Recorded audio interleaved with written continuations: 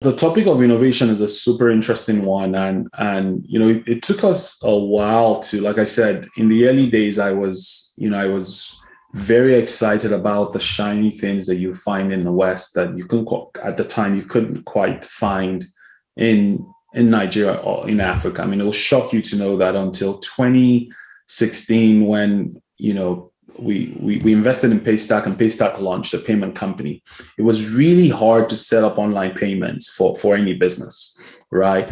But today, our thinking around innovation has evolved to where we are interested in a particular kind of innovation, and that's what it's described as a market creating innovation, right? Because that kind of innovation essentially creates a new market, um, that that is more accessible.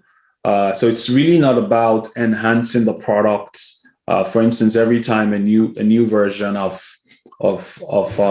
Henry's mic, that's recording this podcast gets released, or like an iPhone, you get millions of people buying it. Well, the the majority of the folks here on the continent don't need a new iPhone. They just need a phone, right? To communicate and to find out the price of wheat in the market. And so for us, it's really about investing in the kinds of innovation that allow the vast majority of people on the continent gain access to healthcare, to education, to housing. Um, and that's why we're very specific. Our thesis is very specific about the kinds of innovations that we like to support.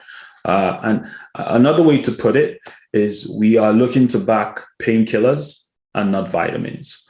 And we think by backing those types of companies, we